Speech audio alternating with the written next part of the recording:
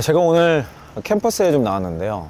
나와서 여러분들이 취업 준비를 어떻게 하는 거를 내가 좀 관찰을 해봤어. 뭐 아주 우수한 기업, 아주 큰 기업이 여기저기서 채용 설명회를 좀 하고 있더라고요.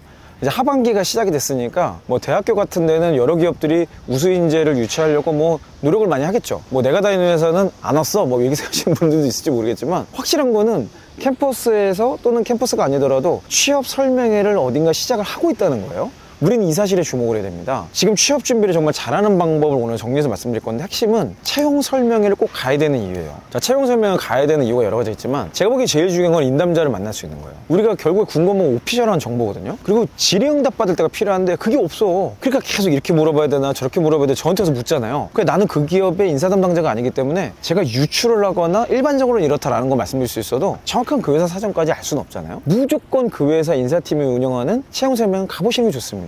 그래서 그들에게 질문할 수 있기 때문에 좋은 거죠. 두 번째는 상담을 받을 수 있어요. 이런 채용 설명회와 함께 상담을 같이 운영하는 회사들이 은근히 많이 있습니다. 오늘도 가보니까 상담실이 있고, 거기서 몇 시간은 상담을 현직자랑 인사팀이 해주고, 그 다음에 1시간 정도를 채용 설명을 하더라고요. 오늘 근로자 학생 아르바이트 하면 쭉 보니까 상담실은 안 와. 친구들 손 붙잡고 잠깐 왔다 가고 그러고 말더라고. 근데 그 시간을 정말 잘 쓰시면 좋겠어요. 학교에서 어떤 설명회를 하는지, 어떤 상담실이 열리는지를 정보를 다 쏴주거든요. 그 정보를 흘려보내지 마시고 잘 보시면 좋겠고요. 또 재학생이 아니거나 졸업을 이미 했다 하더라도 학교 취업지원실에 가면 이런 정보를 얼마든지 받을 수 있잖아요. 이런 것들을 통해서 현직자 인터뷰 나중에 또 따로 하면 힘들잖아.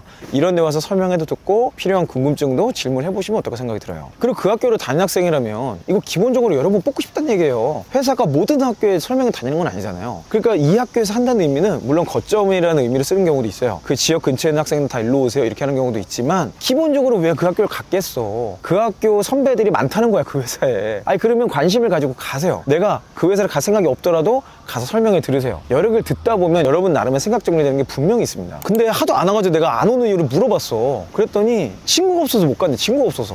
같이 갈 친구가 없어서 못 간다는 게 말이 됩니까? 여러분한테 말이 될 수 있는데 인생 독자 생존이야. 여러분이 여러분 길에 가는 거예요. 물론 친구가 필요해? 같이 갈 사람 그냥 한 명 꼬시면 되잖아. 커피 한 잔 사주든지 밥 사줘도 되고. 아니 이런 취업에 대한 정보 활동을 하는 것 자체가 얼마나 중요한 일입니까? 같이 할 사람을 친구로 두세요. 두 번째는 안 가는 이유가 평가받는 느낌이라 좀 무섭대. 근데 여러분 이게 현실인데, 우리 인생은요 날마다 평가를 받습니다. 면접이 평가죠. 근데 면접하고 입사를 하면 평가 안 받을 것 같아요? 매일이 평가야. 매일이. 매 미팅이 평가고. 그러니까 평가에 대해서 너무 예민하게 살 필요도 없고 너무 무시할 필요도 없어요. 그냥 평가라는 것 자체가 나라는 사람에 대해서 객관적으로 보려는 시도들이거든요. 특히 이런 취업 설명회 같은 거는 굳이 여러분이 피할 필요는 없다. 무조건 찾아가 봐라. 그리고 또 여러분 마음속에 이런 게 있더라고. 어차피 갈 회사가 아니니까 안 간대. 아니 그렇게 생각하면 일일 일지원을 할 수가 없어요. 제가 말씀드렸잖아요. 일일 일지원을 할수록 서력 경률 올라가고 면접 경률 올라간다. 근데 일일 일지원을 하는 근간이 뭐냐면, 일단 마음을 오픈을 하고 계속 지원서를 넣어보는 거야. 그러니까 나는 어차피 그 회사 안 갈 거면 지원서도 안 넣을래?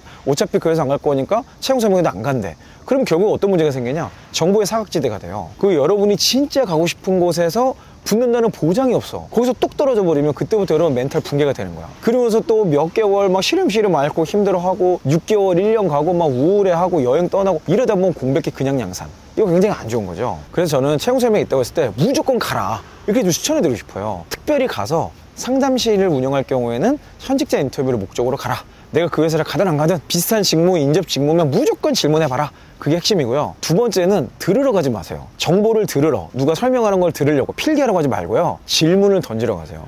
이게 핵심이야. 이제는요, 앞으로 공부 잘하는 사람이 필요한 게 아니에요. 질문을 잘 던지는 사람이 필요하다고. 질문을 던지러 채용 설명회를 가세요. 자, 그러면 가서 어떤 질문하면 좋냐? 제가 질문 몇 개 뽑아드릴게요. 첫 번째는 경쟁사에 대해서 물어보세요. 막 인사팀이나 누가 막 발표를 할 거야. 꼭 우리 회사 좋은 회사 뭐 이런 얘기 하겠지? 그러면 딱 손을 들고 질문을 하세요. 분명히 질문 받는 시간이 있습니다. 그때 이 질문을 해야 돼.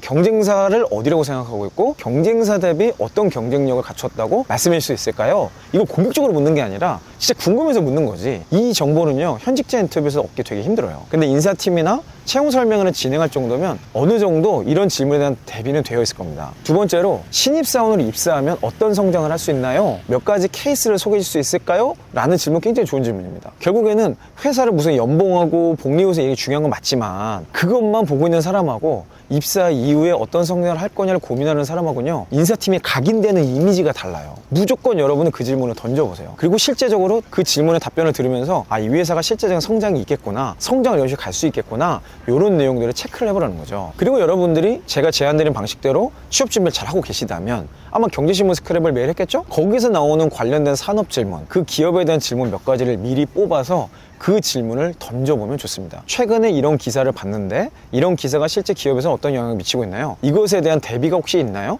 이런 질문을 함으로써 벌써 여러분에 대한 인식이 완전히 바뀌는 거예요. 야, 대학교 왔는데 저런 질문을 하네? 현직자도 안 하는 질문을 이 친구가 하네? 저 친구 기억해놔. 이렇게 되는 거죠. 저도 오늘 여기 와가지고 여러 사람들을 만났는데 와, 어떤 분은 진짜 뽑고 싶더라고. 같이 이야기를 나눠보고 일도 좀 해보고 일하는 모습을 보니까 야, 저런 친구는 우리 회사에 일해도 좋겠다? 이런 생각을 한단 말이야. 인사 출신이나 CEO들은 다 이런 생각을 하고 있어요. 여러분의 질문 한 방에 프리 패스가 될 수 있습니다. 기억하세요? 자, 그럼 채용 설명 가서 꼭 봐야 될 게 몇 가지 있어요. 제일 중요한 게 뭔지 아세요?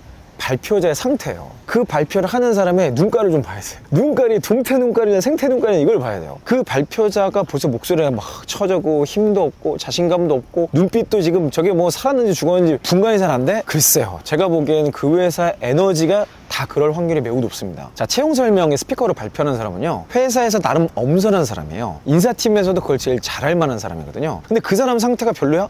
아, 그럼 뭐 말 다 한 거지 뭐. 그리고 목소리 톤, 자신감 있게 하냐 아니냐 이런 외적을 일단 좀 한번 봐보세요. 그리고 또 하나는 그 발표자가 하는 말이 그냥 정해진 내용을 마치 시나리오 외우듯이 읊는 사람이냐, 아니면 진짜 확신을 차가지고 내 생각을 막 전하려고 하는 사람이냐, 이걸 좀 봐야지. 저 같은 경우는 지금 어때요? 그냥 여러분 영상으로만 봐도 막 전하는 게 느껴지잖아. 이런 느낌까지는 아니더라도, 이런 사람 많진 않아요. 이 정도는 아니더라도 적어도 자기 회사에 대해서 확신이 있어야 되는 거 아니에요? 자기 회사 설명을 온 사람이 자기 회사에 대해서 잘 알지도 못하고 확신도 없으면, 아니 그 회사 말 다 한 거지 뭘 그래. 할 말이 너무 많은데 시간이 부족해서 야, 너무 아쉽다, 이런 반응이 정상이에요. 자, 그리고 세 번째는 말하는 내용을 들어야 됩니다. 사업 이야기, 비전 이야기, 가치 이야기를 많이 하는지, 아니면 돈 얘기, 복지 얘기를 많이 하는지를 따져보셔야 돼요. 아니 솔직히 연봉이나 복지 이런 거는 우리가 조사해보면 다 나오는 거고, 여러분이 진짜 궁금한 건 그게 아니잖아요. 이 회사 성장 가능성이 있냐, 이 회사가 앞으로 어떻게 되는 거냐, 내가 그 회사 들어가면 어떤 사람이 되는 거냐, 이게 궁금한 거 아니에요? 물론 여러분 머릿속에 돈과 복지가 궁금할 수도 있어. 그래서 그런 것들을 인사팀은 준비를 할 거예요. 근데 그것보다 더 중요한 것은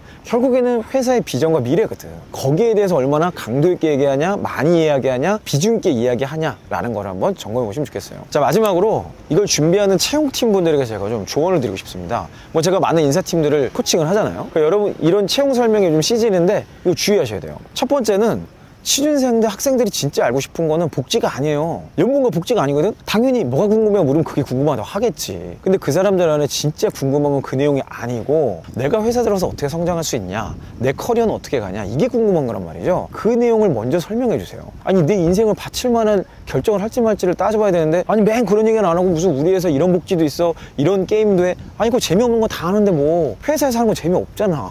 그거 너무 뻔한 건데 왜 그거를 계속 그것만 설명을 자빠졌냐고요. 회사의 비전과 방향성을 얘기하세요. 우리의 가치를 얘기하세요. 이 이야기를 하는 동안에 사람들 막 나갈 수 있거든요. 그때 나가는 사람은 어차피 안 뽑는 거야. 아니 왜 채용 설명에 많이 오는 게 중요하냐고. 우수한 인재가 오는 게 중요하죠. 우수한 인재의 공통점은 뭐예요? 돈이나 복지가 중요한 건 맞지만 그게 1번은 아니에요. 여러분 그런 사람들 때문에 지금 고생하는 거 아니에요? 그런 사람들 때문에 여러분 지금 계속 힘들잖아. 근데 왜 또 그런 사람들 붙잡아 있으려고 생각을 하냔 말이지. 그래서 저는 이런 설명을 해주면 좋을 것 같아요. 우리가 찾는 사람은 이런 사람이다. 이런 경험을 가지고 있고 이런 관점을 가지고 있는 사람, 좀 구체성을 가지고 최근에 이런 사람이 뽑혔다, 이런 경험을 이런 관점으로 풀어낸 사람이 뽑혔다, 이런 내용들을 설명하시면 좋겠어요. 그리고 입사하면 어떻게 사냐 막 이런 것들을 막 뭐 일하는 방식, 사무실 뭐 이런 거 많이 설명하시는데 그런 건 인터넷 가면 어차피 다 있어. 그게 아니라 어떻게 성장할 수 있는가를 보여주시면 좋겠어요. 가급적이면 케이스로. 최근에 입사한 사람이 어떻게 승진을 했다더라, 내지는 어떤 프로젝트에 도전을 했다더라, 이런 걸 통해서 이런 성장들을 계속 하고 있다더라, 이런 구체적인 내용들을 설명해 줄 때 그분들도 온 가치가 있는 거거든요.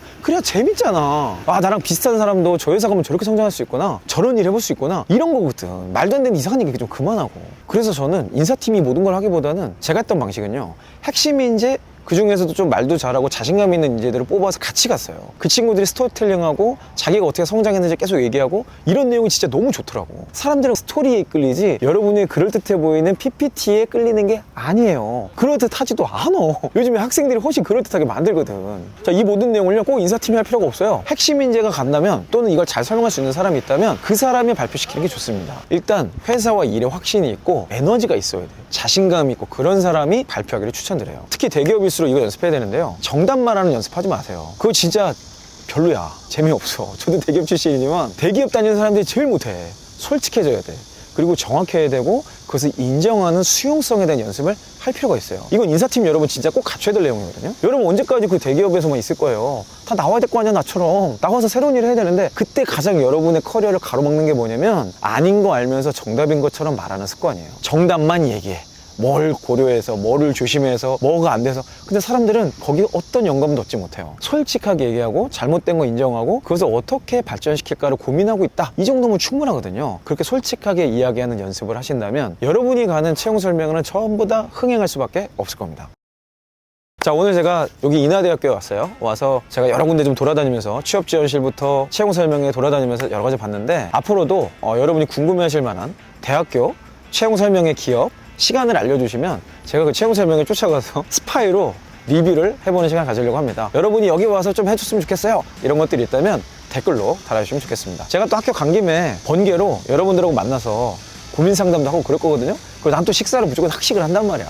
거기서 나를 만나면 같이 또 식사도 하고 얼마나 좋습니까? 저는 앞으로도 여러분이 새롭게 점핑할 수 있도록, 넥스트 시즌으로 올라설 수 있도록 계속해서 함께 달려가도록 하겠습니다. 여러분 화이팅 하시고, 이런 콘텐츠가 필요합니다, 우리 학교도 와주세요, 이런 분들 댓글로 남겨주시면 좋겠습니다. 저는 다음 영상에서 뵙도록 하겠습니다. 이상 이영이었습니다.